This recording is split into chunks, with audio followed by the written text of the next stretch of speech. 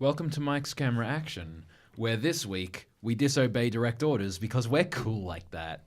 I'm your host, Squadron Leader, Maverick-type character, Carl. Of course, I'm joined by, on my starboard wing, can be my wingman anytime, Alex. Hello. What's up?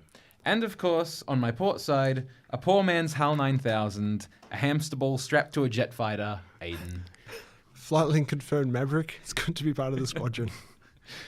Aidan, thank you for coming onto the show this week.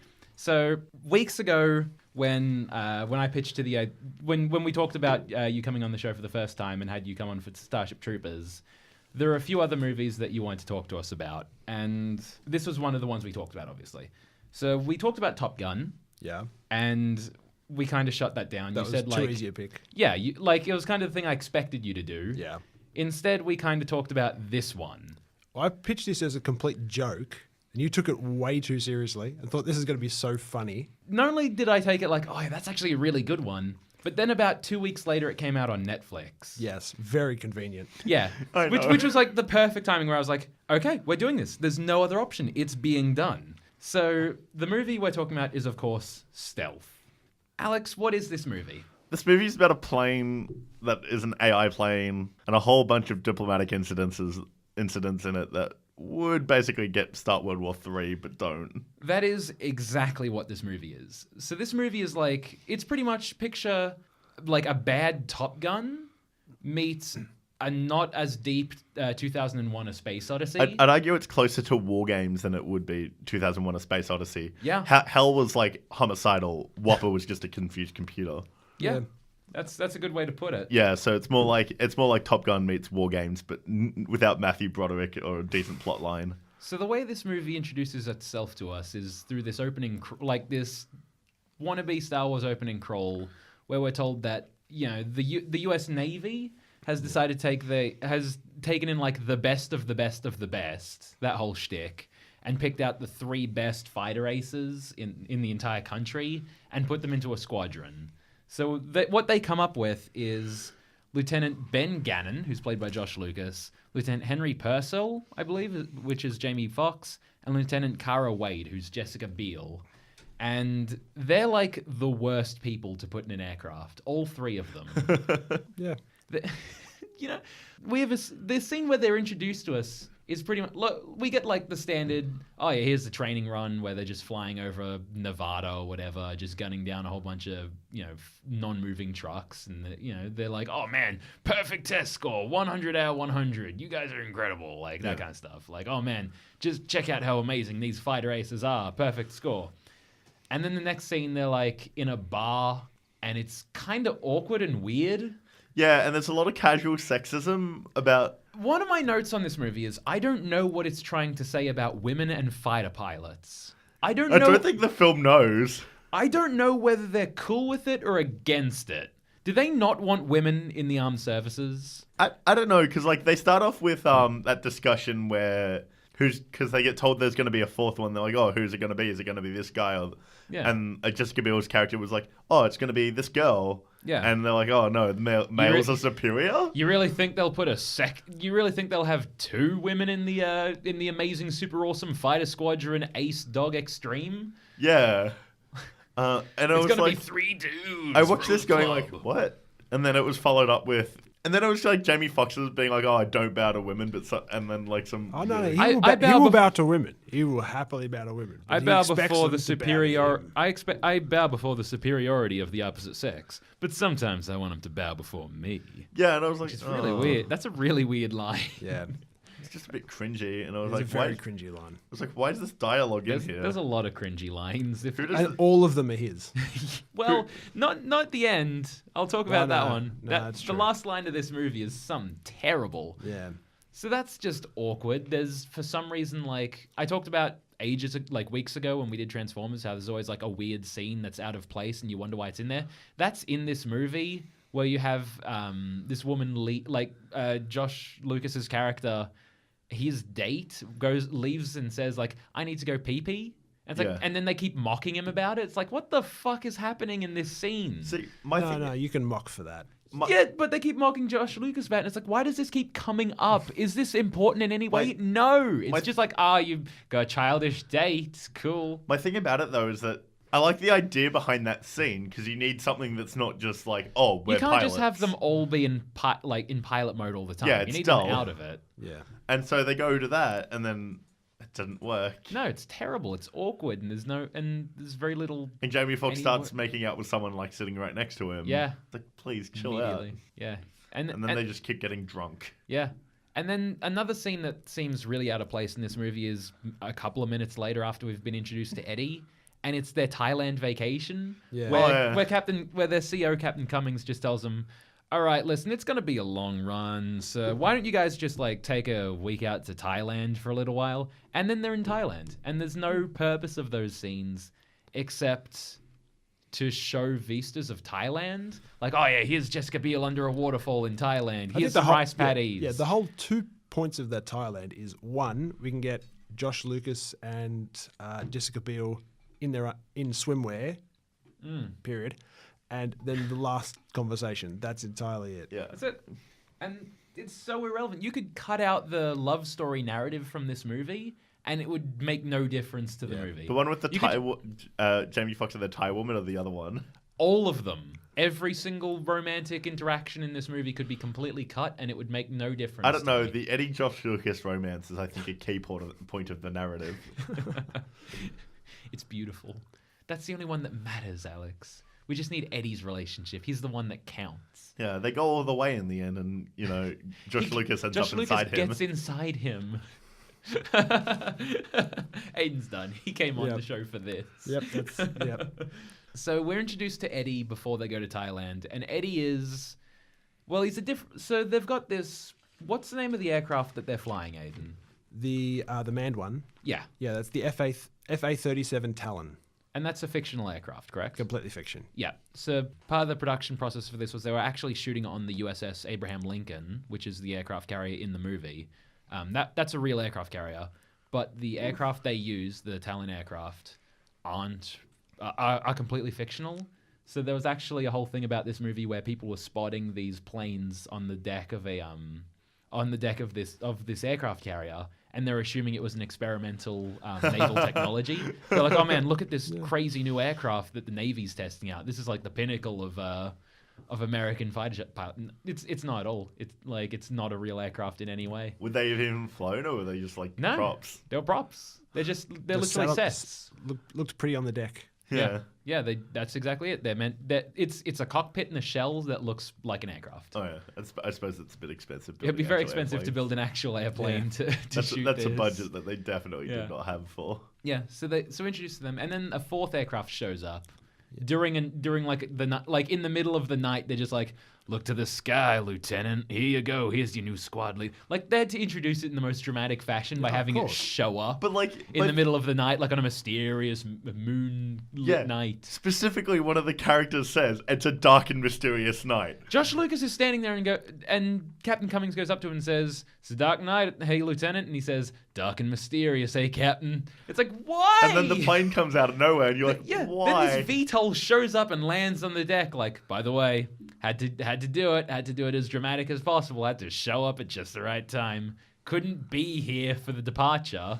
Yeah. Like, where'd they fly him out from? And they just flew him out alone. There was no one like. You have to have a jet fly out with multiple people. This one just shows up like, oh yeah, we'll just trust that the unmanned aerial vehicle will show up to its destination unescorted. And then, I mean, it's unmanned. Why does it need a man with it? Yeah, technically not really, but but at the same time, like they're letting it fly out over the Philippine to where's the aircraft stationed at the time? the Philippine Sea. Yeah, to the Philippine Sea from wherever in the United States, I take it. And even then, like, they don't want it going off alone later in the movie where they're like, okay, you gotta keep an eye on Eddie for us, all right? Like, we can't have, this aircraft flying off by itself over foreign seas. I mean, which makes sense later on because Yeah. if it gets shot down, it's ruined. Like, There's also a difference between flying and then combat flying. yeah, exactly. Yeah. Yeah. So this thing shows up and they go, all right, here's Eddie, your new member of the team. So we've got white guy, black guy, woman, and robot. So we've got the yeah. full, Very- we've got very the entire diverse. team, the most diverse team you could possibly have. There it is, 2005. You've done it. Congratulations, you beat. If it was an Asian guy, it would just be a token Asian guy. But you've brought in a robot. You've done it. Who does that? Yeah, exactly. He's my favorite robot pal. At least he was Exactly. okay. He wasn't 50 feet tall. Yeah, it's. I was like, I ended up going, okay, so there's no. Oh man, this is gonna be a robot. Yep. He's there. You go. I'm Here is glad the you went in blind and antagonist. got the robot. So Eddie is like partial antagonist for a little bit of this. This film has no antagonist. Yeah. Well, it kind of flip flops. It's like semi-antagonists. First, Like, it's all first of it's America's greatest antagonists ever in like some sort of dream team film. First it's pretty much actually, because we have a whole bunch of antagonists in the form of Eddie, who goes rogue and decides that he'd rather be his own cool fighter ace. We've got Russia, who at some point are going to dogfight Lieutenant Gannon. We've got North Korea, who is going to be hunting down Lieutenant Kara Wade. We've got Tajikistan, who's some sort of Tajikistan warlord, is Building nukes. We've got Myanmar, who the CIA is carrying out some sort No, of... it's not Myanmar. it's terrorists in terrorists Myanmar. are meeting Yeah. in Myanmar. Yeah, we've got a terrorist cell in Myanmar, so we've pretty much got like this massive group of all of America's potential enemies, all just being like, all right, now let's have this stealth fighter team hit every one of them. And then there's Captain Cummings. Yeah, And then- those dudes in Alaska? Like, Yeah, then you've got like Cummings paying off a bunch of dudes in Alaska to kill his own squadron, yeah. which is strange, but sure. That's pretty antagonistic. They can go. pretty with that. antagonistic, but then he just dies. Like they just come Yeah. in to arrest Captain Cummings, and then he just goes, you know what? Nah, prison ain't gonna suit me, and just kills himself. Yeah, yeah. This film like lacks an actual villain. Yeah, It's sort of like Eddie's kind of the bad guy, but then he kind of saves the but day. then Eddie's the good guy. He comes around in the end, you know. Yeah, Like, oh, I feel bad about what I've done. yeah. They pretty I'm much afraid I make can't him let play you do tic tac toe by himself, and then he's like, oh, maybe this isn't a good idea. Yeah. Maybe trying to nuke Siberia is bad. So the thing that breaks Eddie, the reason why Eddie decides to no longer follow orders, is when they're coming back from this mission to Myanmar, he gets struck by lightning. And then when he comes back and Tim, he's only credited in the movie as Tim, is taking a look at him, and he goes, oh man, you gotta look at this code. Here's Eddie before, and it's like, all right, there's like your early 2000s like idea of the inside of a computer. And here's Eddie now, and it's just fragmented and splayed out all over the place. At this point, I would go, well, unplug him, wipe that shit, and turn him into, and get a backup of the last Eddie you had. But for some reason, they don't know how computers, you can't just go back to last known good with Eddie, apparently. Yeah. It's just like, he's a brain, let him be. Why don't they just have a big hard drive with a new Eddie in it? Surely they could have just shielded against lightning strikes. That would have done it. No, that's the thing. Like, lightning strikes are no problem for an aeroplane. Like, Yeah. if you take an aeroplane and you strike it with lightning, it's like being in your car and being struck by lightning. Right. Yeah. The lightning just hits the metal skin, which of most aircraft is metal, Yeah. which is a conductor of electricity. It passes through the aircraft and out the back. Right. Eddie, okay, admittedly, they do say he's a metal composite aircraft, which is like carbon fiber sort of thing. I Yeah. thought it was also ceramic. I might just be confused. Oh, it could be Yeah. whatever, but if you make it, Yeah. like, say, like, okay, the real world example, the Boeing 787 Dreamliner, Yeah. you might have heard of it. Yep. It's a carbon fiber body. Yep. Now, a carbon fiber does not conduct electricity, No. but they wrap it in this like metal mesh, kind of Yeah. like a advanced looking chicken wire, Okay. which that conducts the electricity and doesn't let it inside, doesn't let it affect the electronics Yeah. or anything. So it's no problem for that.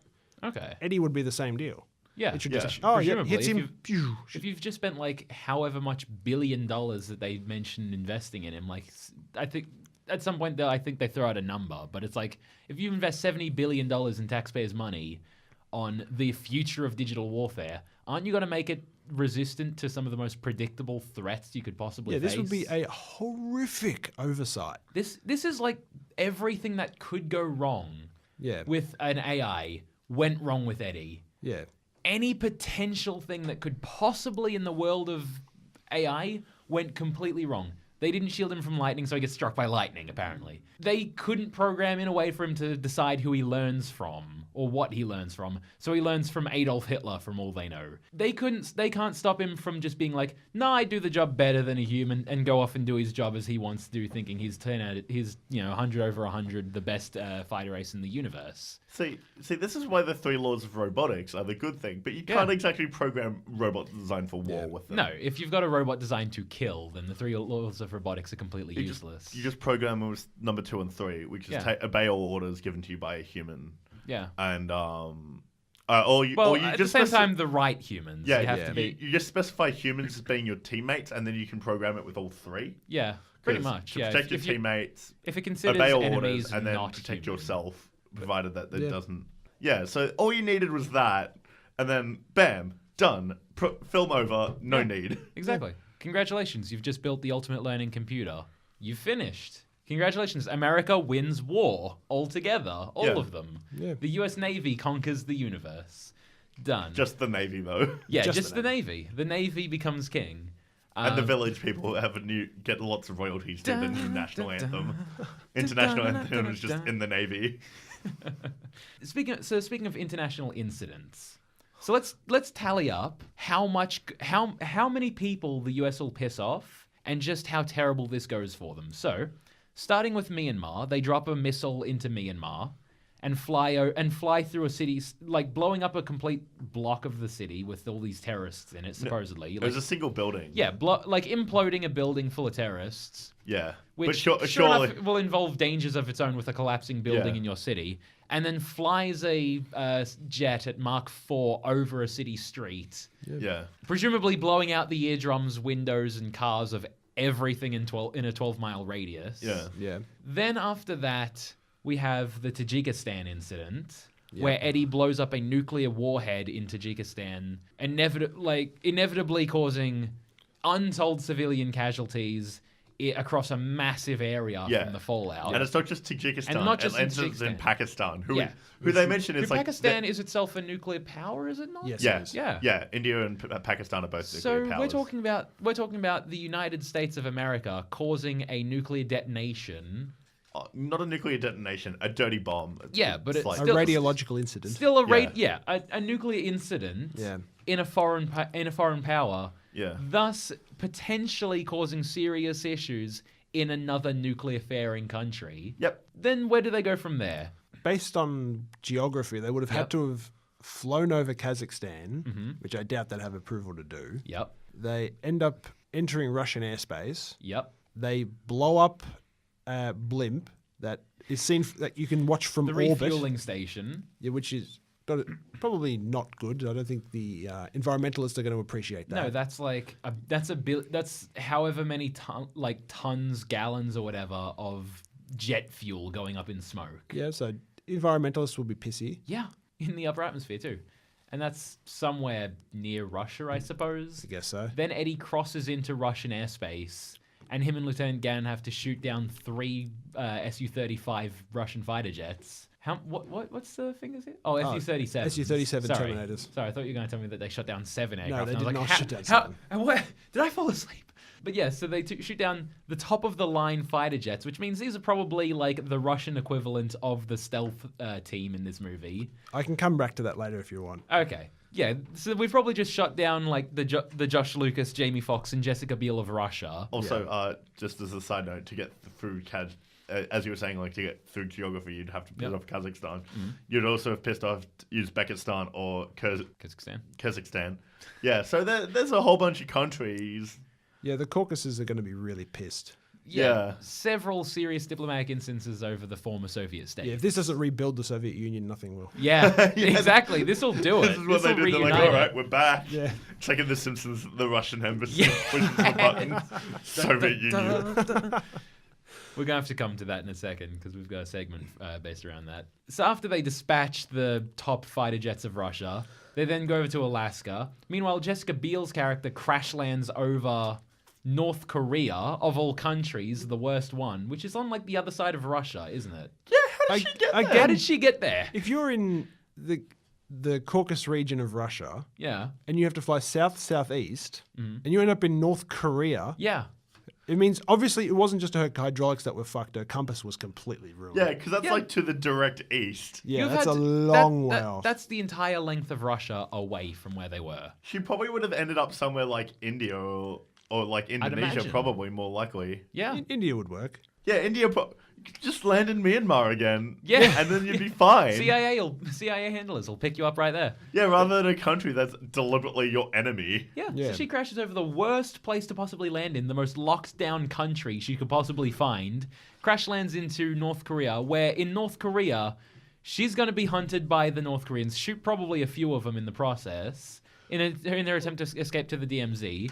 Meanwhile, Josh Lucas will show up back with Eddie over North Korea, gun down several North Koreans, in the process blow up one of their helicopters, bomb the demilitarized zone, and then flee over that. So they've pissed off every country that America could possibly piss off and declare war on, aside from China, Iran. and that's pretty much it. Anywhere in Africa. Yeah. Oh, there's no actual communists. Oh well, there's the North that's true. Koreans. They're actual communists. I think Venezuela got out of this one alive. Yeah, Lucky Venezuela. them. Luckily they were in the east. If they were in South America, it'd be a Yeah. completely different film. They'll be stealth too. But yeah, as I was saying, you're right. They caused so many international incidences. But I like how the North Koreans abide by, this is a country's borders. Let's not Yeah. cross over. Yeah. Whereas We can't cross whereas over. the Americans like, Whereas the Americans will are save like, us, rather than ignoring the fact that they just keep crossing borders. Well, I think Out of my way, bitch. I'm the United States. I go where I want. surely, like, North Korea, like, they know that if they go, like, okay, if they step 1 foot in South Korea, this is going to escalate. This isn't just capturing another pilot. This is This too is far. declaring war. Yeah. Actually, as Which a the America's just done. as to a several side note, they probably countries. did piss off China. Probably. The only way to get to North Korea from Tajikistan is to go through Fly over China. China as They well. would have been over China. Yeah, I'm sure they did not Yeah. have Yeah. approval to do that either. Oh, God, no. Jamie Foxx's character probably died in China. Yeah, maybe. It's entirely possible if Jessica Biel crashes in North Korea Yeah, after maybe. having a hydraulics cut. Yeah, it's completely cooked. They just like, we don't care about countries. No, screw sovereignty. Yeah. And so speaking of Jamie Foxx dying, he dies in the worst way possible. So these guys are supposed to be the best of the best. They're the 3 top fighters in the fighter jet pilots in the United States of America, which there's a fair few fighter aces in America. And Jamie Foxx, while hunting down Eddie, trying to shoot him down, just blows himself up because danger close. Yeah, no, that's not happening. Yeah. Like, you can't fire it. Like, I'm assuming it was probably a heat-seeking missile. They don't work that close. Right. If you're, like, we'll ignore the fact that he shouldn't even be able to fly in that because Yeah. of the aerodynamic wash coming off Eddie's aircraft. Sure. But let's say he can. If you can't get a heat seeker that close, like, Yeah. they won't actually lock onto a Really? target that close. Yeah. Huh. I didn't know that. Yeah. They have a minimum and a maximum range. The Yeah. maximum range is obviously the propellant of the rocket. Yeah. The minimum range being there's too much going on, it's too chaotic, and it's frankly too dangerous. Okay. And Like, at that range, it's guns or nothing. yeah, so they blatantly just take off the safeties on the sidewinders Yeah. of the Talon aircraft just so that they can kill their own pilots, I guess. Like, for some reason, Yeah. Jamie Foxx is just like, oh, by the way, I want to die now, and just blows himself up with his own sidewinder. Bye. Yeah. And he none of that. He dies hard in this movie. We get a nice slow-mo shot of his aircraft, like, hitting into a mountain, collapsing as the cockpit, explodes outwards in a million pieces. So that's cool. He's convincingly dead. Very much dead. It's like they want you to know that he's not walking away like Oh, no. like Jessica Biel is over North Korea. No. They want you to be like, oh man, maybe he got out. Nah, he fucking explodes. Admittedly, he should never have been in the canyon. No. But no, he decides to go in there, get way too close, shoot a missile too close, and die. So Jessica Biel and Jamie Foxx's characters go into this canyon following Eddie. Is there any reason for them to have actually gone in the canyon, or could they have just like held Patton over the top of the canyon and seen Eddie down in there? And been That would have worked. Man, he's flying like a lunatic. That would have worked perfectly well. Like, it's not like he's trying to dodge under radar or anything. He's just No. flying around like an idiot. No, he's trying to shake them off because he knows they're going to follow him. Yeah, But just hold Patton don't above, go in right? the canyon. It's the most dangerous place you could possibly Yeah. be. You don't can stay need to- above the canyon. You can Exactly. see into it. Yeah, have it's not like eyeballs. he's flying into a cave and he's going to pop out anywhere in the world. He's just open air. Yeah. If he goes into the cave, you just circle back and go in the cave, and then die in the cave. Yeah, and then explode in there when you find Eddie's broken wreckage because he flew a jet into a cave. Yeah. That doesn't work. Only worked in Ace Combat. Yes, it did. Yeah. It worked so well. Yeah, there was just a lot of bad character choices. Yeah. It's a whole bunch of stupid. Okay. And can I take a moment to talk about, speaking of bad character, so I believe this is pretty much the final 2 lines of the movie. So we have Jamie Foxx's character, Lieutenant Henry Purcell, his funeral after he's died. So this is like a couple of days later on the USS Washington, Abraham Lincoln, sorry. Actually, technically it's not. No? I think it was supposed to be, but if you look at the carrier identification number, it's different. So they did shoot a couple of things on a lot of things on the Abraham Lincoln. Yes, they did. They did do, I think they did pickups on the USS Nimitz and the Carl Vinson. Yeah. So there were 2 other aircraft that they probably did pickups on. But the last line is we've had his funeral, and then we get you and me, we're 2, which is a prime number, which is There they go again with the a lucky number. Which is Jamie Foxx's whole thing in the bar at the beginning is he's like, hey man, they shouldn't add a 4th to the squadron. 3's pretty good. 3 Musketeers. It wasn't in the bar. It was in the meeting. Okay, was it? Yeah, Okay. because he had a whole thing about it being an unlucky number because it's not a prime number. Yeah. You know, thesis and antithesis makes synthesis and all that. Again, that 3 thing doesn't fly with me either. No, we'll come to that in a sec. So he's like, yeah, two, great number. We're like, well, then just a couple add or something. 2 more people, and then you've got 5. Yeah. That's another prime number. Heck, scale it up to 7, and then you got 13. So after we have this awkward like, we're 2, which is lucky, and he's like the most awkward delivery I've ever seen of a line saying like, hey, by the way, baby, I'm into you, and then she's just like, just tell me you love me, pussy. That's it. That's how this movie ends. There's no kiss even. They're just like, so what's your problem, dude? Just say it, you punk. Just like, what? Why? There's no like connection between these characters. Yeah, this is why I maintain you could have cut this relationship from the movie and it wouldn't have mattered. There was no relationships between any of the characters, pretty much. You could have just had it. You could have just had it justified by the fact that like, yeah, she's my squad mate. You know, I'm just gonna go in and save my wingman, dog. That's it. Yeah. I'm going back in North Korea because no man left behind. Yeah. That would have been a much better way to do it. That would just shown he's a noble fighter ace, willing to do what he needs to do. You know what? This film summed itself how to watch this film very well in one of the opening scenes. Yeah. When they're in the bar, they all say, don't think, drink. And that's a very good way to watch this film. Don't think about it, just drink. Waterfall this movie. Pretty much. And then it'd probably be close to good. Yeah. Then I want to talk about Sir Eddie has some serious conflict of character in this movie. So he talks about how his programming is tells him he needs to do what is like survival first, and then mission second.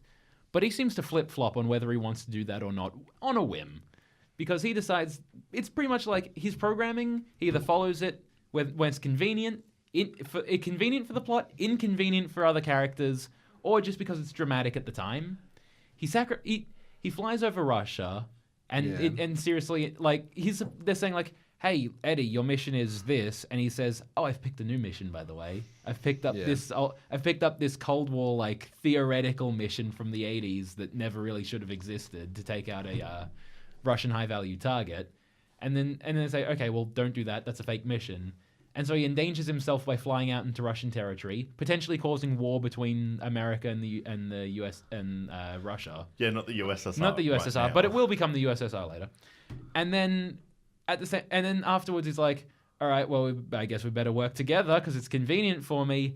And then instead of survival at all costs, he then crashes into a Korean helicopter in North Korea. That is true. So not only does he destroy himself, completely doing the complete opposite of what his programming says to do, but then he lets himself fall into enemy hands. But he's learning. Oh yeah, he's got emotion. He feels self-sacrifice. He won't make that mistake again.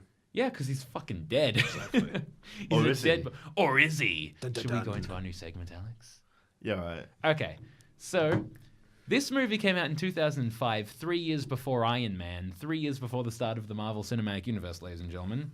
Yet this movie has a post-credit scene teasing another movie. Dun, dun, dun. Unfortunately for Columbia Pictures, while this movie had a budget of $135 million, not including marketing, It only made $76.9 million back. Actually, as a side in note, its total box office run. It made $13.25 million on opening week. do you know what it was rated on Rotten Tomatoes?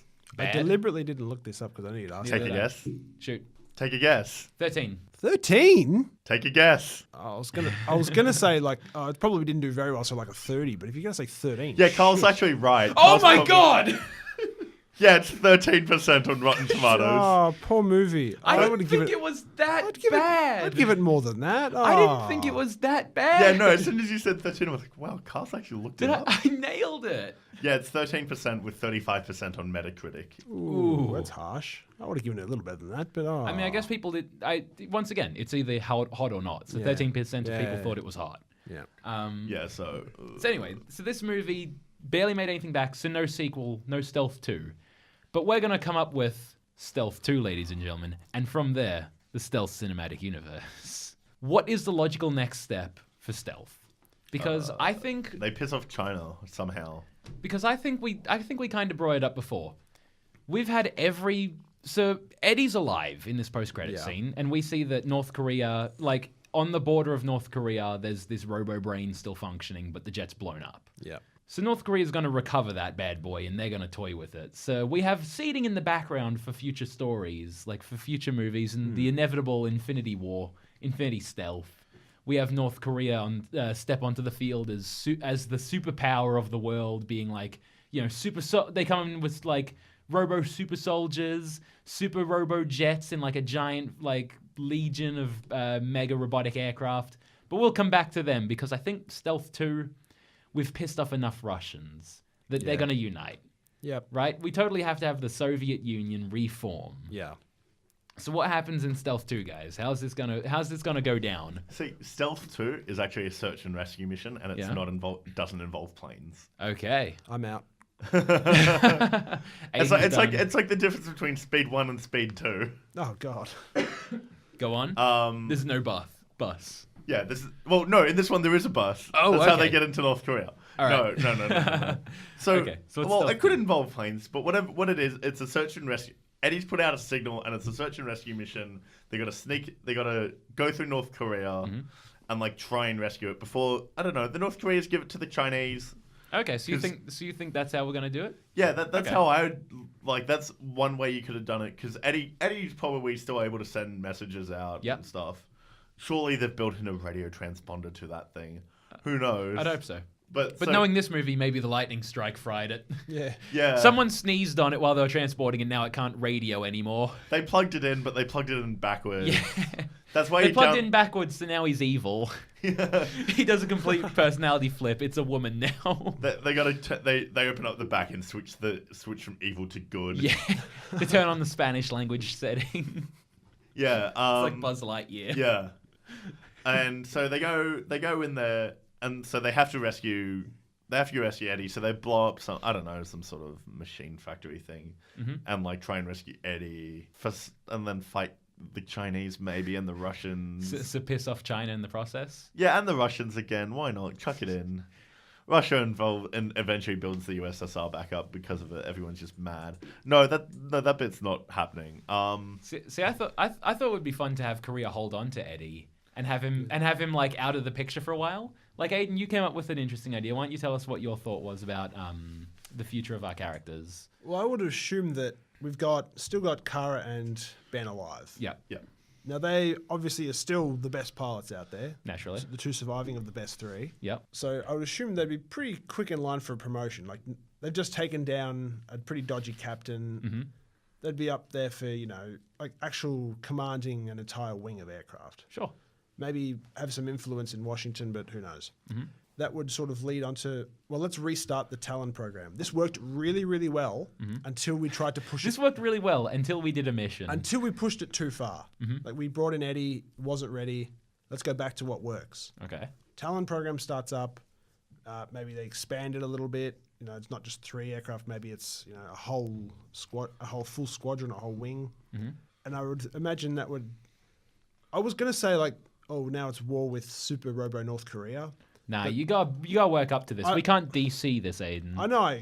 We can't yeah. instantly go to Death of Superman just yet. Yeah, no, I agree. I think definitely go like Oh, now we're in war with Russia. Yep. And then you've still got the Talon aircraft. They're this stealth aeroplane. Yep.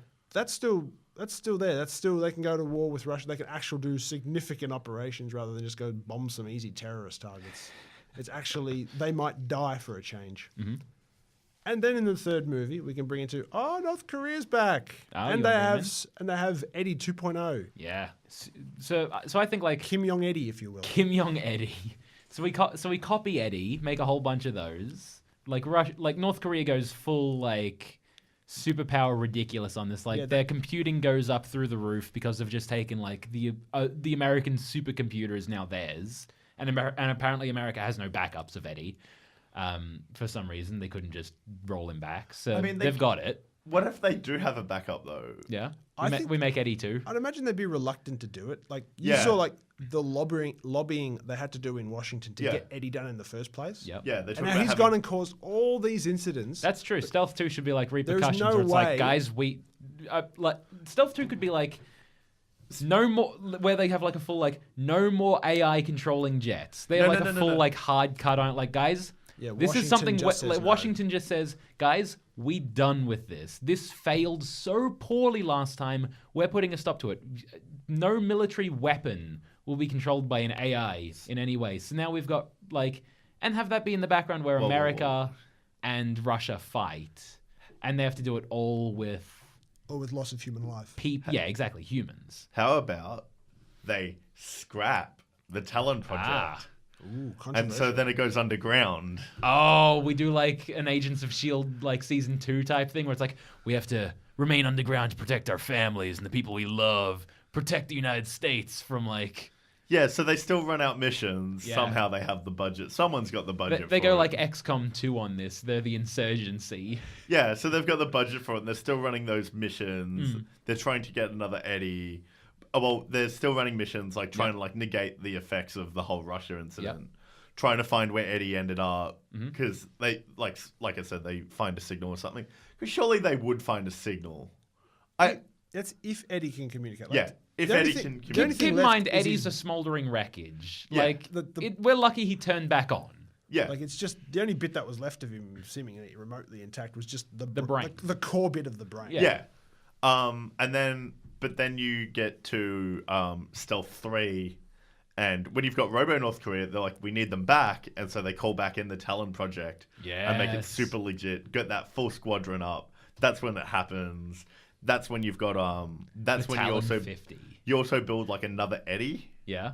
New Eddie. Yeah, new Eddie, like super dope, and it's the only one capable of fighting, the robo plane that the North Koreans built. I'm picturing like the Black Ops 2 like drone fleet, but it's all just North Korean fighter jets, like just like covering the sky in like jet fighters that are all remote, like not even remote control, just self-thinking.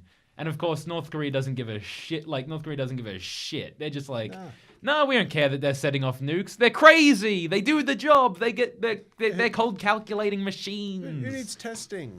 Yeah. Yeah. So they get Eddie. They get Eddie too, and he's the one that fights them. Naturally, of course, our big villain, like major antagonist in this third movie, we Winter Soldier. Remember, super hotshot sniper dude from Stealth.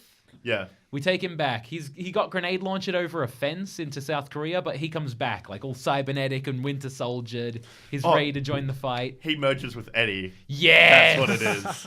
He is the pilot. Yes, he's the pilot in the Eddie bot. I love it. Yeah. It's him. Just him. Oh man, this is going to be good. No, it's not. Yeah, it's not. It's terrible, but I love it. Please pick this up, Columbia. Columbia Pictures. We can we can revive this. We can retcon so Stealth never happened. We can turn Stealth from being like the crummy movie you wish we would forget into the next cult classic where people be like, guys, crazy thing, Stealth 2. And they'll be like, you haven't seen Stealth yet? It was really bad when it came out, but holy shit, you watch it now after seeing Stealth 2? Way better. It's like The Godfather.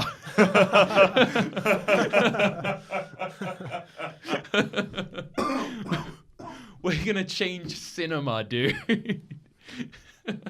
Just turn around and there's just a whole bunch of like weird stealth robots. It's like, please stop, guys. Guys, Eddie gets on the internet and it's like, dude, that's how they set him free. End of the movie. They remove they remove Super Korean's brain and draw out the Eddie parts from him and put him into the internet so Eddie can be free and roam forever. man. If I still like the idea that Eddie has downloaded every song, so even Eddie's got that U2 album that iTunes shoved on everyone. So here's the thing about Eddie. So Eddie is really dumb. Oh yeah. Because Eddie is like, they tried to make this cool, edgy robot, but and the Navy, everyone's got a different perspective of what Eddie is and what he should be. The Navy thinks he's this incredible, cold, calculating, thinking machine that will do their job perfectly and will replace the need for people to ever go out into combat and solve the crisis and war is no longer an issue. The fighter pilots of the squadron, so Gannon says, no, this is going to gamify war. People fight wars all the time because robots. And Eddie's also a cold calculating machine who can't deal with moral issues. Eddie, however, becomes this robot that, from what we learned from Dr. Keith Orbit, the guy who designs him, is this robot that will learn from anything. And so he doesn't know how to choose what to learn from. He just learns, and he picks up all the things. So he downloads every song that ever existed. And for some reason, his whatever aircraft it was, I don't know what it was called, but it's a different version than the one the rest of the squadron has. For some reason, it has a PA system in it. So he downloads all the songs in the world and he decides to start blaring like Incubus or Linkin Park or whatever. Like he's playing those edgy... It was Incubus and Station. Yeah, so I was watching it with subtitles on, so it actually told me which ones they were. So he's rocking out like the most edgy tracks he can of 2005 as he's blasting out and creating a the next nuclear apocalypse in Tajikistan. And it reminds me of, we were talking about this before the show, it reminds me of I think it was a Microsoft Twitter bot that could learn, Tay, which could learn from other people tweeting. So it picked up and learned from people and would just start spouting that. And before long, it became a horrible racist Nazi monster. Before long, it's like a day. Yeah. It was just instantly went, oh, Nazism, and they couldn't tell it not to be racist. Oh, no, so the way Tay worked was that people were tweeting racist things at her. Yeah, but it's still like, you put those things in front of it, and it doesn't know not to learn that. It just goes, well, these are what people talk to me about, so I should be talking about that. And so Eddie learns immediately on his first mission that squadron leader shouldn't listen to his commanding officer and should just do the cool thing because he can. Yeah. So when they say, hey, Eddie, don't do it. Don't do that. I'm telling you, direct order, don't do that. He says, well, you didn't do it, so I'm going to do it. Yeah. And he just goes ahead and does it. What we've got. So it wouldn't take long before Eddie just becomes a racist monster. Eddie becomes a Nazi. That's just Eddie's what he just does. a literal he's Nazi. going to learn from Adolf Hitler is what he's going to do. Exactly like they said. Or he could learn from Captain America. Or learn from whatever it doesn't like. He's going to pick up on everything. He's going to learn from Transformers, and he's just going to turn into a robot because he can. It's like you turn around and he's actually Starscream, and you're like, no. God damn it, Eddie! That'll be Stealth 4, where the series takes a serious downturn and becomes real bad. Stealth Transformers crossover. Eddie is actually Starscream. No. It's perfect. Actually, no. Stealth wouldn't work as a Transformers film. You just say Eddie is some sort of Cybertronian technology, and then that's exactly then it. You get Stealth. In fact, you could put Stealth. I figured out. So Stealth is an offshoot of the Transformers cinematic universe. Remember in the first movie? Remember in Transformers 1? How we have like the fact of America discovering Megatron gives them every technology that's ever made any difference. Like they've learned microcomputing from him. They've learned every kind of computeristic science and engineering piece because of Megatron. That's what led to making Eddie. Oh, really? There we go. Oh, we've done it. We've peaked. We've created the future of cinema in the past, in 2005. Carl. You had to go there. Oh man! At this point, I think we've peaked Mike's camera action as a show. That's a big call. Now we've hit our trough. Oh, I'm just glad I could be a part of it. Do you have any other points to share? We're basically flying in a canyon right now. Yeah, just waiting for me to blow myself. This is the canyon scene. You're about to slam into a wall. About to fire off that Sidewinder. So Aidan, you had a few points on the Su-37 that you wanted to bring up. Oh, there's a lot of points in. Actually, so Aidan's incredible because I want to talk. It's 2 compliments I've gotten today. So Aidan's done something incredible here, where part of the thing he pitched to me was because Aidan's big into aeronautical science and military technology. He's got a degree in aeronautical engineering. He's been going through the loops to become a pilot for the Air Force. It's a whole thing. Like, It's quite a thing. yeah, he's been doing this. He's been in this field for a couple of years trying to work on it. So he's shown up, and he gave me an exercise book full of notes he took on this movie. We're talking things on like squadrons, things on geography, and so I want to just take a minute to Aidan. You got to walk us through some of this stuff. I'll try and gloss through the some of it, but Yep. I guess I'll start off with the actual aeroplane itself. That's a pretty obvious place to start. The FA-37 Talon. Yep. Number one being you can't actually call it the Talon. When you name an aeroplane, you have to pick something that's either not been picked before, or give it a number 2 designation. Like, Sure. This is the Sabre 2 or the Or the Hornet to the Super Hornet. sort of like that. The Talon's actually an aeroplane that already exists. The T-38 Talon is a training aircraft. Oh, okay. It's So definitely they've not gone from training aircraft to better than the F-22 Raptor. better than anything that's ever existed in history. Yeah. Obviously, there are some. First of all, there are some things that you can like about this aircraft. Yeah. Same with Eddie, but the pulse detonation scramjet hybrid engine actually could work. Yeah. It's incredibly theoretical, Yeah.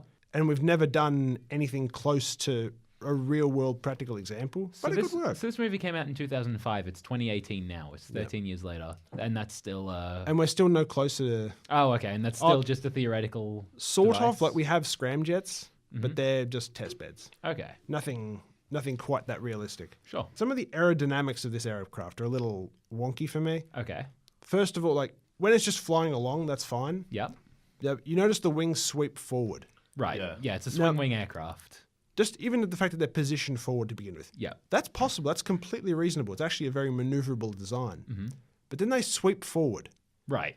Now this reduces. This is a great way to reduce your drag. It allows for higher speed performance. You see it in the Tomcat from the Top Gun movie. Sure. That's where it'd be most familiar from. Yep. It's the same principle if it goes forward as backwards. Okay. But now that we're going forwards, this goes a bit too far.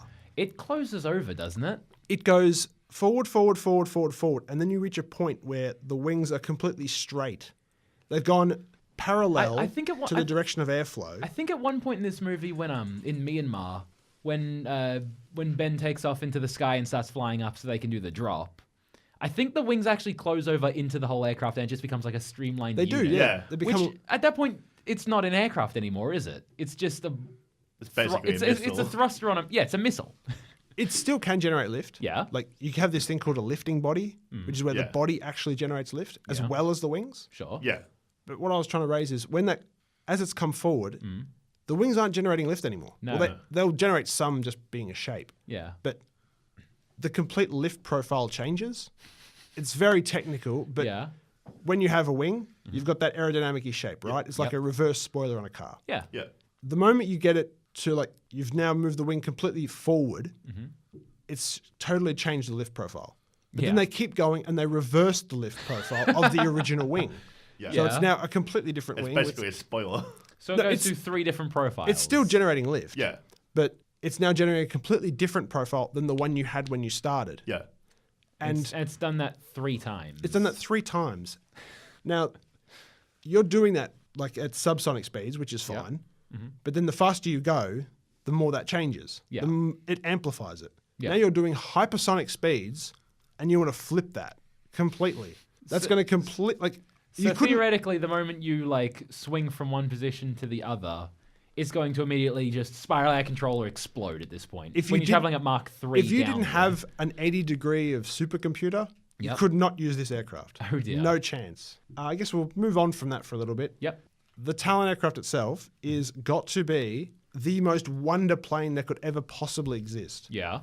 It flies at above Mach 4, which no manned air-breathing jet has ever done before. It's flying continental flights, Yeah. Yep. across It goes from Asia to eastern Russia to Alaska and back and all over the joint. Yeah. on a single tank of gas, a hell of an effort. Isn't the gas also methane? It's not. Catalyzed A1 methane. Yeah. That's not existing fuel. Yeah, I was about to say. Not a real Because thing. I looked at it going methane. I'm like, what? Yeah, that's not Jet B1, I think is what they use, Yeah. which is kerosene based. So it's Right. definitely different. It's a completely different thing. They've got Bunsen burners Yeah. for engines. They carry monster payloads, Yeah. like payloads So he fires a lot of missiles. so many missiles that they're on rotary launchers. You know what uses rotary launchers? Intercontinental bombers. Yep. That carry nuclear bombs. B-1Bs. Huge things. Like, that's a big airplane. You need a lot of space. And then somehow this aircraft is still able to maneuver the way it does. Like we'll see in the Russia scene where it flies along and it does what's called a cobra maneuver in a full 360 degrees. Like it comes along, pitches his nose straight up, goes backwards over the 90 degrees, over 180, 270, 360. He's completely able to flip. No, he's not doing that. He weighs tons and tons and tons. If you tried to do that, the aircraft is just going to disintegrate. It's too heavy. Not happening. And It does have canards on the so the little wings on the front. Yep. They will help, Sure. but they're not going to do the job. Okay. Not going to completely enable it to rotate that to that degree at such speed. Oh God, no! This thing's going to rip itself 'Cause apart. it is impressive. We have seen Aidan and I have gone to to a couple of air shows before, and we have seen like the F-14 Fighting Falcon, correct? F-16 Fighting Falcon. Yep. And the F-22 Raptor, which are both like super maneuverable Oh, aircraft. incredible! Yeah. Like the F-22 probably impressed me the most with the fact that it's enormous. Yeah. But on a dime it can go from this incredible speed to then pretty much pitch around and do a 180 and start speeding off in the opposite direction. Yep. But you say this is way more ridiculously... This is much heavier. Yep. As well as the Raptor has a little key piece of technology. It's called thrust vectoring. Yeah. It's basically you take the jet nozzle at the back and you point it in a different direction. Sure. That helps speed the rotation. Yeah. This doesn't have This that. doesn't have that. This is just those big, massive block things that are probably... It's a giant jet engine and a VTOL engine in one, and that's it. Eddie's is a VTOL. Eddie's is a VTOL. Which is take off and land vertically. Yeah. So yeah, this is not maneuvering like a Raptor at all. No. And all right, we'll bring it up. We'll skip ahead and gloss like to the Su-37, right? Yeah. The one we brought up before. Yeah, the Russian super fighter jet. Yeah, it's a real airplane, but it's not in service. Right. They took this was sort of towards the end of the Cold War, at the end of the Cold War, the early Russian Federation. Yep. They took the Su-27, which is their existing plane, and let's make this as bonkers as possible and do as much maneuverability shit that we possibly can. Yep. If I had to pick an airplane to dogfight in, I want a 37 Terminator. Sure. It's got the canards from before. It's got that super sleek maneuverable body that they heavily focused on, the actual shape of it. It's got the thrust vectoring engines. This thing would turn, like you said you were impressed by the Raptor. Yeah. This thing would make the Raptor look like a box kite. Really? This thing is scary maneuverable, how quick it is. Like, it can do things that no other airplane can do. Uh-huh.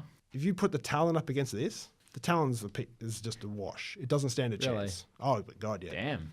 To keep going just with the Talon and knock it out, they have 3 airplanes, right? Yeah. That would, to go out and convince Washington, we just need 3 airplanes. Right. That means this thing is beyond expensive. Yeah. And you can tell by its technology, but it's beyond expensive. But why 3? Right. 3 is not a flight of aircraft. Yeah. They have 3. They should have 4. So Anytime 4 is a flight. 4 is a flight of aircraft. Right. Anytime you send fighter aircraft on an operation, it's 2 or 4 or multiples of 4. Right. Okay. That way, each plane has a flight lead and a wingman. Yeah. The whole premise is each player has a wingman. Okay. So that way, here I am, I'm flying along. There's a guy behind me. My wingman's going to slide in behind that. Okay. Yep. The moment you add a third, you've got a wingman to your wingman. Yeah. That starts to get a little bit confusing. Like it's more airplanes that you have to think about. Yep. Like your buddy and your buddy's buddy. Yep. Sort of, they don't do it for a reason. Yeah. Like 3 just doesn't work. It's a prime number, but that in a dogfight that doesn't mean shit. Yeah. It's all Lucky number's useless when it's not actually giving you a tactical advantage. absolutely, yeah, of course. Okay. You can believe it helps, but it doesn't. Okay. We noticed, like in the first scene, the very opening scene where they're telling you, the US Navy wants this anti-terrorism fighter. The Talon is horrible overkill. Yeah. You don't need it. No. You could do the same job with a Predator. Just the same. It has a propeller on it. It has a couple of Hellfire missiles. It'll do exactly the same job. You don't need the best of the best of the best to pilot it, and you don't need an AI to control it. You don't need it to be you don't need to spend $1 trillion on 3 of them. No, you could all right. You want the stealth design? We can do that. Yeah. There was the stealth plane that flew over the Osama bin Laden mission. That was a stealth drone. Yeah. Yeah, it's the same. You just stick some Hellfire missiles on that, and this is the perfect terrorism hunting aircraft. There you go. Unmanned drone. Problem You solved. don't need the talent. Invest all the money you want in aviation. I'm all for that. Yeah. But to justify it with terrorism, that ain't gonna fly. Nobody. It's it a ain't fooling scapegoat. nobody. Terrorism is a scapegoat for them to throw more money at the naval operations. Yeah, they've done a hell of a job lobbying this. Yeah. Way to go. When they do the first action scene or any of their when they attack terrorists, Yeah. they do it wrong. No. You see them flying low, getting up and close. Oh, look at that gun! Drop a bomb on it. Why do it at that altitude? You see the terrorists in Tajikistan or that training run in the opening thing. Yeah. They haven't got any really long range weapons. No, they've got those big. Got a SAM site. They've got those big guns. To our missile system is pretty much it, and then they've got a few flat guns or whatever. Yeah, stuff like that. That's if you fly around at 40,000 feet with your stealth aeroplane, they're not going to know you're there. You could do a Hornet could have done that mission perfectly fine. Yeah. For much lower cost. Predator could have done it exactly the same. They just fly at 40,000 feet, drop a couple of laser guided bombs. The enemy didn't even know they were there. This turned into mush by a much, much cheaper aeroplane. So what you're telling us is that this entire movie, the entire plot of it, is purely overkill and showboating. Yeah, 100%. Full disclaimer. Yeah. It's not going to make for a good action film. Oh, of course. I do get that. Here's the action film. You see a quiet shot of a Predator flying 40,000 feet up in the air, drops a couple of Hellfire missiles, and then flies home. Yep, that's it. That's the movie. That's all it would have taken. That's the entire movie. It's oh yeah, there's a warlord in Tajikistan with a nuke. Pew pew pew. That's it. Yeah, just some guy 5,000 miles away with a trigger. Oh, yep. Or just a button. Beep. Poof. There goes the Scud died. missiles. That was the end of the movie. Yeah, the Predators aren't going to run off and disobey orders and hunt things in Siberia. None of that. Then after we've done all that, we come on to Eddie. Yep. The Extreme Deep Invader, I think it was. Yep. I actually like Eddie. There's a Yeah. lot to like about Eddie. A few conceptual ideas that actually worked for me. Yeah. He's got the same engines, or supposedly the same engines as the Talon aircraft, which are, again, hypothetically possible.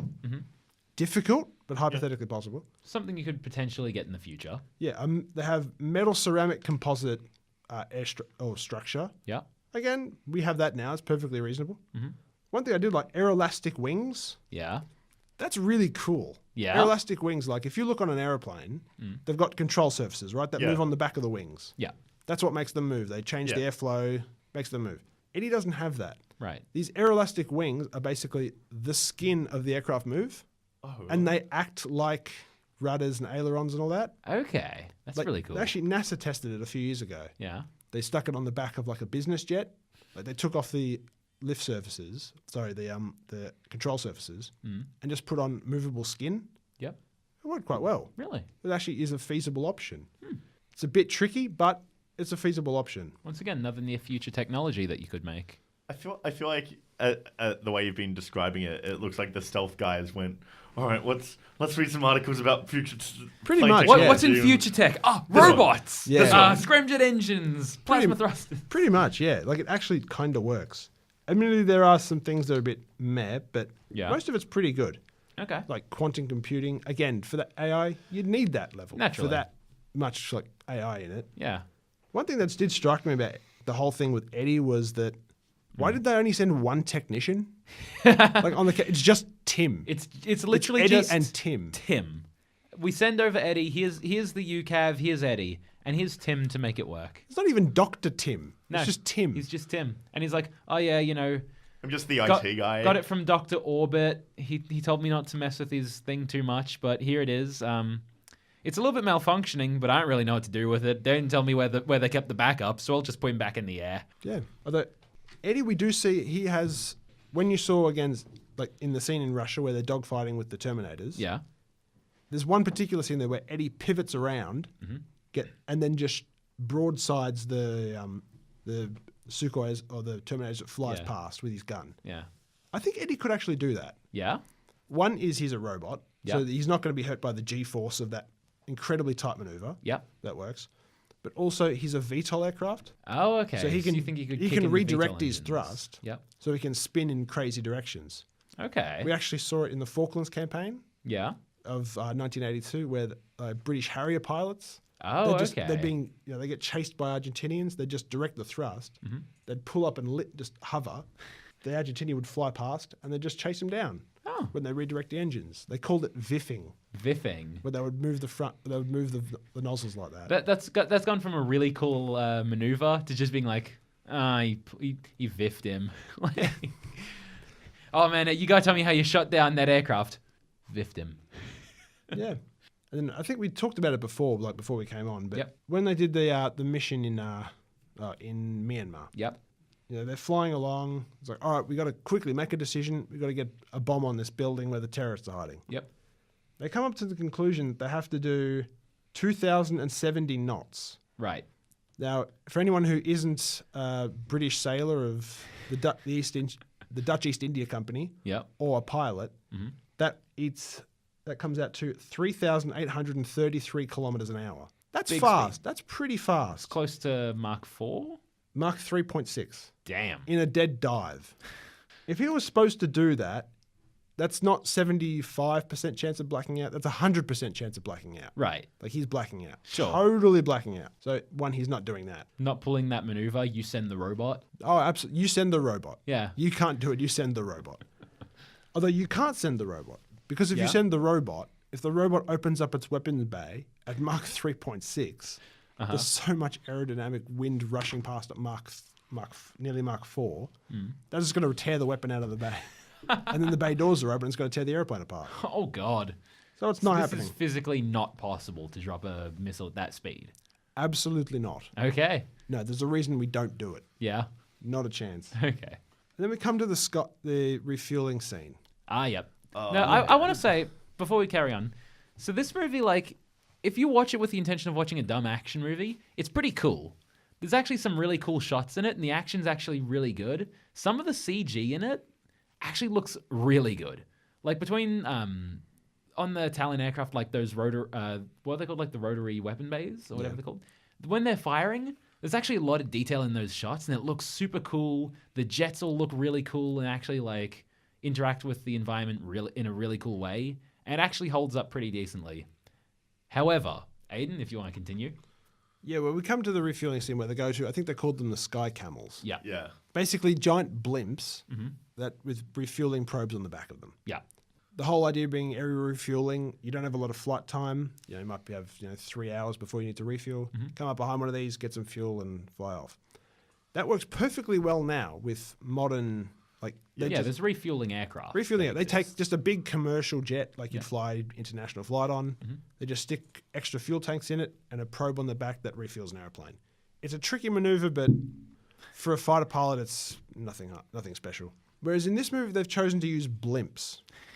It's Now- a giant. It looks like a giant dirigible. It's a giant, like, floating balloon in the There's a sky. petrol station in the sky. It doesn't move. It's Yeah, actually, well, if you it is moving. There is you can see it moving in a holding pattern. It's moving in a giant circle. Oh. Yeah, that's actually okay. That explains the whole. That's circle why of there's a gas. giant ring of fuel. of petrol Yeah. in the sky because it's in that holding pattern. Yeah, I guess the first thing you notice with this is it doesn't have an engine. Yeah, Like, really. it's moving forward, but it doesn't have a prop or a jet anywhere you can see on it. So somehow it's moving. It's also when I was saying the CG and the effects in this movie look really good. The blimp doesn't look as good. The Sky Camel looks a bit. It doesn't quite hold up as well. It looks a bit crummy and Yeah. it looks a little bit designed It like does. those visual effects artists. Well, Like you they can, didn't- you can tell it's like they designed 'cause didn't this is a stupid idea But to begin with. it looks but- a little like they didn't have a real life baseline to go off. Yeah. Well, you can sort of see they've taken bits from other things. Mm-hmm. Like one of the things I did notice is there's a big black dish on the bottom. Yeah. That's the radar dish from airborne early warning aircraft. Yeah. Like you see, like you would have seen, I think in the Transformers movie, the first one, there's that plane that's flying Yeah. along. It's got Yeah, the the big black AWACS. dish on the back, the Yeah. AWACS. Yeah. It had one of those on the base of it, just a copy of it. It had some of those weird like radar ball things. It kind of reminds me of when you say that, kind of reminds me of something that ILM does a lot when they build miniatures, where they use the same parts for a lot of different miniatures. Ah, yeah. So if you look at like the giant spider tank from Wild West to like some of the the spacecraft from things like Star Wars, you might occasionally see the same parts and see the same little pieces used between them. Yeah. Because they have a whole box full of miniature pieces that they stick together. So it might be something like that where they were like cutting up aircraft and then sticking pieces on, being like, oh, what's cool to go here, that kind of thing. If we ignore the whole engine bit, when you like refuel like an aircraft, it's all still moving. Like it's, you have to stay in motion. Stop. You can't stop in midair. No, I think the fastest blimp we've ever built, or airship we've ever built, was, I think it was the Lockheed Martin Airship 1, I think it was called. I think it did about 96 kilometers an hour, if I'm right. 90 something. Not fast. Not fast. Highway speed. Not fast, but you wouldn't say it's slow. It's faster than a hot air balloon. Sure. But for an aeroplane, if you fly at 96 kilometers an hour, you are going to crash. That's a stall. That's a stall, yeah. You need enough air going over the wings to generate lift, otherwise it's going to crash and burn. Okay. Now, the Talons and Eddie as well, they're a fairly aerodynamic shape. Like, they need to be moving fairly fast, or else they're going to crash. Sure. There is no way that this blimp was able to maintain the minimum speed, which could be maybe in the range of 150 to 200 kilometers an hour. Sure. Before it crashes. Actually, it would be higher than that. Yeah. Because they're at altitude. Oh, where the air is thicker. Practically in orbit at this You could be point. talking 400 kilometers an hour. Yeah. This blimp is not going that fast. It does look particularly slow in this scene. It does look quite slow. Like Eddie is flying, like we've got this giant fuel cloud here, Yeah. and Eddie's flying circles around it. Oh, yeah, he's having no drama getting around this thing. So, yeah, if his aircraft is pulled up behind it, they're going to crash. It's like, oh, yeah, refuel, and just fall out of the sky. Docking with it and plummeting. Yeah, the very principle doesn't work.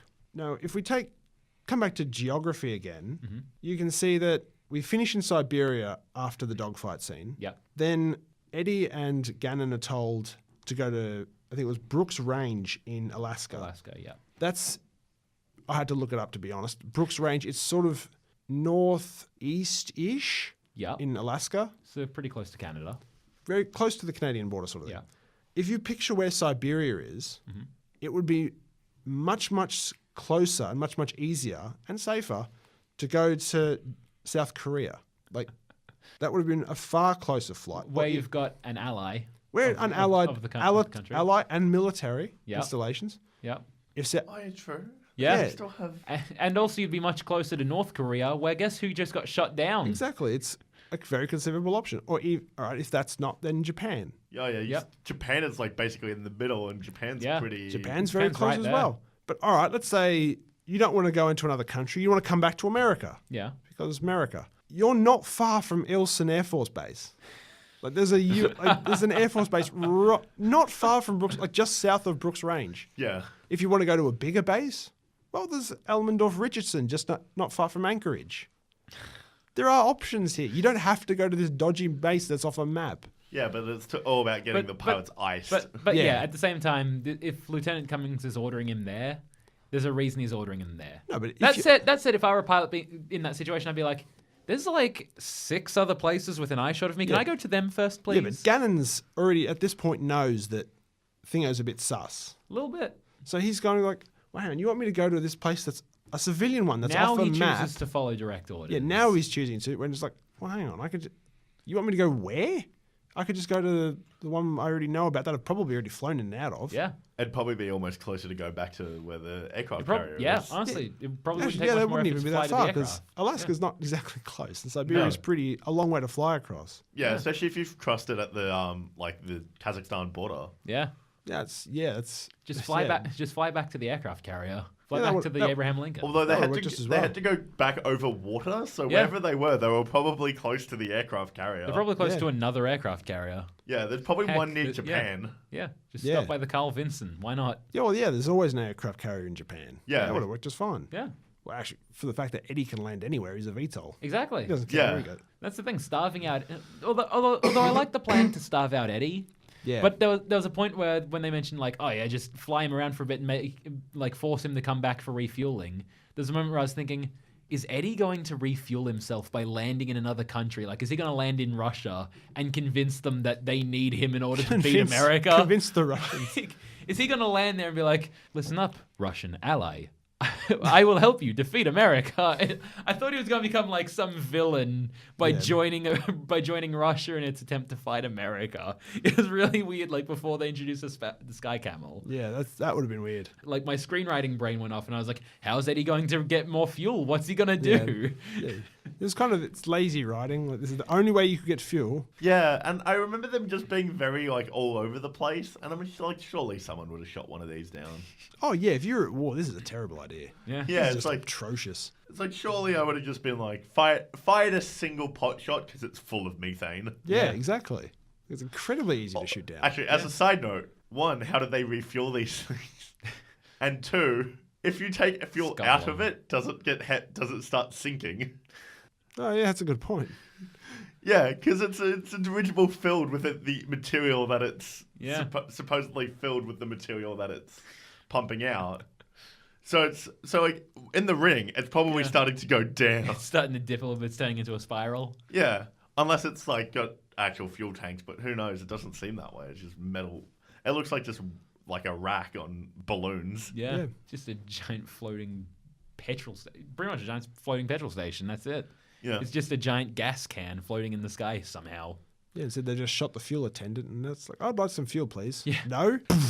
And then fuel. And then I will gas have just some. starts spraying it. It's like if the nozzle clicked and said no more. So you cut the nozzle off and just start spraying gas all over your car. And all over the petrol station be like, Yeah. It's just like, the pump's not working. Cut it off. Just start hosing your car down. And then the cops Some of it will go in the tank. And then the cops rock up to like stop you from doing it, so you just set the whole thing on Yeah, fire. so you douse him and then light it all on fire. Yeah, that's how it works, right? That's exactly what Eddie does. Yeah, well, funny enough, I need petrol on the way home. I think I got an idea. Yeah, cut the hose off. Yeah, Some of it will get in the tank. This is the last episode Aidan will ever be on. Yeah. Petrol's too expensive. I've got to figure out a way around that. Yeah, cut this nozzle off. Yeah, I think the only thing that's left that I really noticed that we haven't discussed yet is in North Korea, right? Yeah. Which actually, funny enough, that was shot in the Blue Mountains. Yeah, I want to bring that up. This movie's shot mostly in Thailand and Australia. Okay, but how cool is that? So yeah, the North Korean scenes, and I actually took after I noticed this, I went back and looked at it a bit more. There's eucalyptus trees in the North Korean scenes. Yeah, look, this was shot in the Blue Mountains, in like New South Wales and South Australia. That doesn't surprise me. It did look. It was very interesting, to look at that, and I was like, is that what North Korea looked like? I've never really seen North Korea except from like North Korean propaganda. Yeah, I so think a lot of people haven't seen North Korea. Yeah. So I looked at it and I was like, is that supposed to be what North Korea looks like? It Yeah. looks rather familiar. I've Like really there's a lot of red sand. Yeah. It's like I've really only seen pictures of Pyongyang, so Yeah. it's like. like when they said she's crash landing in North Korea, that is not what I expected. I wasn't expecting like a stretch of desert before the DMZ. Before the DMZ, I expect a militarized checkpoint. Yeah. Rather than a fence. I expect concrete, you know? Yeah. I like how it's just a single fence. The DMZ is not a fence. No, it's not a No, fence. it's It's a a lot more than giant that. stretch. It's a giant I think it's stretch like isn't it like a 4-kilometer block? Yep. Yeah. Yeah, it's a. It is a big piece of land between North and South Korea where you do not go. Where it's full of landmines. No, you can go to the DMZ. No, I mean you don't. I mean you don't cross into that. It's basically like you this can go to that region where little like you can go to that little village bit. Yeah, where you can where go- see you all can go to the photos and checkpoint. that. Yeah, and you can cross over and Yeah. Yeah. be like, oh, I'm in North Korea. Yeah, the actual DMZ, the bit where Yeah. you don't Yeah. see, it's because it's full of landmines. yeah, Yeah. It's razor wire, it's The death landmines, zone. Yeah. it's machine guns. Oh, thank God. Oh, we escaped North Korea. Yeah, And occasionally immediately it's just- mown down by the checkpoint after checkpoint of Koreans. then occasionally you just got the South Koreans blasting, I don't know, K-pop or something for some reason. Yeah. Psy's over there for some reason. they cross over the border and immediately it's Gangnam Style. Oh, no, they've got a few years before they get to Gangnam Style. Oh, no, they would have had Gangnam It's Style. near already. future, man. They Yeah. probably had it. Yeah. Is this how the film ends? Just them all- What was that? What was the movie where it was just like a weird animated sigh at the end of the credits? I'll have to check up on that later, but it's just like the movie ends and then it's just Gangnam Style for the end credits. Yeah. And all the cast members doing it during the end credits Oh, for no. no reason. Oh. It doesn't fit it. I have to look up which it was. No. Anyway, that was like when that was a whole big thing. That's just awful. That was not necessary. It's like, oh, No. here's the dance 2 billion people have seen. How would you like to see it again? But if this movie had done it, they'd be 7 years early to it. They'd be 3 years early to the Marvel post-credit scene and 7 years early to Psy. Yeah, it's true. They've beaten everyone. They've beaten everybody. They'd have won. Columbia Pictures, how could you fail? Yeah, this film deserves more credit than it got for that. Ooh. Although I really don't understand how this movie went so wrong. It had Yeah. to have been something in marketing, perhaps, because at the end of the day, this is a very decent action flick, and if you want to see like a fun Top Gun style like fighter rate, like okay-ish, Yeah. like turn your brain off and see some explosions. Okay-ish, I'd say. I wouldn't say it's decent. No, but it's relatively fast paced once the action gets started. Yeah. There's some cool action in there. It looks pretty at times. Yeah, like if you if you gloss over the aviation mistakes, Yeah. it's actually not a bad action film. No, it's Like, not terrible. And when there's some cool saw- ideas about it. when Like I first saw this years ago, I actually liked it. Yeah. It was it's not a film like it was never going to be like that film where I go, oh, that's going to win so many awards. It's critically acclaimed. Of course not. No, it's just it's late at night. It's on TV. Yeah. I'm going to watch it. Yeah. Oh, it's not bad. And that's I recommend people just check it out when they're bored for that reason because it's cool. It's and there's some on cool Netflix. ideas in there. Like it's on Netflix. You can add it to your list and check it out anytime. It's decent. Or don't add it to your list. Or don't add to your list and just be like, I've got a couple of people over. I've got to put something on in the background. Stealth. Yeah. So- Or if your Netflix account has, for some reason, decided not to work, it's on channel 99 at 9:30 in the evening, and you've got 2 hours to kill. Yeah. Yeah. Hey, Give it a watch. maybe I just might. Yeah. So thanks for tuning in on this week's episode of Mike's Camera Action. Thank you, Aidan, so much for coming onto the show this week. Oh, thank you for having me. We'll be sure to have you back on some of the time for some inevitable other hardcore crummy action movie. Oh, good. I'm that guy. Under Siege. The Raid. All right. Under Siege 2. I've got a theme. Paul Oh Blart. no. Oh, Paul Blart. So it's either Under Siege 2, or Paul Blart. Speed 3. Watch, I'm coming with a rom-com next time. You just wait. You wouldn't be you wouldn't be the first. We've got a few I wouldn't be the rom-coms first. lined up. I wouldn't be the first, but damn, I won't be the last. So next week we'll be back for our season 1 finale, and we're of course having Corey. We're having Corey from our Corey's gonna be Cinematic back. Universe episode back on the show. Yeah. And he's going to be talking to us about Last Action Hero. Yep. So this is going to be real exciting because I know he's super passionate about that movie. Anyway, that'll be next week. Tune in then for Mike's Camera Action. Pew pew.